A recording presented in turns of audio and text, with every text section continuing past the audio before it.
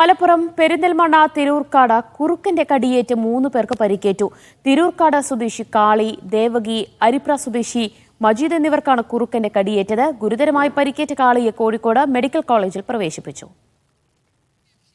ജംഷീർ കൊടിഞ്ഞി വിവരങ്ങൾ നൽകും. ജംഷീർ, എപ്പോഴായിരുന്നു കുറുക്കന്റെ ആക്രമണം? ഇന്ന് രാവിലെ 6:30 ആദ്യത്തെ ആക്രമണം ഉണ്ടാകുന്നത്. അതായത് അരിപ്ര കിണറ്റിങ്ങത്തോടി മജീദ് എന്നയാളെയാണ് ആദ്യം കുറുക്കൻ ആക്രമിച്ചത്. അദ്ദേഹത്തിന്റെ കൃഷിസ്ഥലത്തേക്ക് പോകുന്നതിനിടെ കുറുക്കൻ മുഖത്തേക്ക് ചാടി വീഴുകയായിരുന്നു. കുറെ സമയം മുഖത്ത് കടിച്ചു നിന്നു എന്നാണ് ഇദ്ദേഹം പറയുന്നത്. പിന്നീട് ഈ കുറുക്കൻ പിടിവിടാതായതോടെ ഈ കുറുക്കനെ പിടിച്ചു മാറ്റുന്ന ഒരു സാഹചര്യമാണ് ഉണ്ടായത് എന്നുള്ളതാണ്. ഇത് കഴിഞ്ഞതിന് ശേഷം തൊഴിലുറപ്പിന് പോവുകയായിരുന്ന മറ്റു 2 സ്ത്രീകളെയാണ് പിന്നീട് ഈ കുറുക്കൻ ആക്രമിച്ചത്. അത് ഇല്ലത്തുപറമ്പിൽ പുഴയ്ക്കൽ വേലുവിന്റെ ഭാര്യ കാളി, അതോടൊപ്പം തന്നെ തിരൂർക്കാട് പുഴയ്ക്കൽ വാസുവിന്റെ ഭാര്യ ദേവകി എന്നിവർക്കാണ് തടിയേറ്റത്. ഇതിൽ ഗുരുതരമായി പരിക്കേറ്റ കാളിയെ കോഴിക്കോട് മെഡിക്കൽ കോളേജിലാണ് പ്രവേശിപ്പിച്ചത്.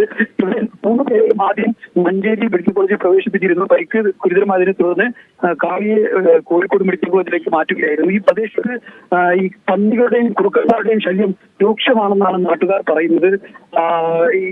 ഇതിനെതിരെ അധികൃതരുടെ ഭാഗത്തുനിന്ന് നടപടി ഉണ്ടാകണമെന്നും നാട്ടുകാർ ആവശ്യപ്പെടുന്നുണ്ട്. പെരിന്തൽമണ്ണയിലാണ് കുറുക്കന്റെ ആക്രമണം. 3 പേർക്കാണ് പരിക്കേറ്റത്. അതിൽ ഒരാളുടെ നില ഗുരുതരമാണ്. വിവരങ്ങളാണ് ജംഷീർ കൊടിഞ്ഞി നൽകിയത്.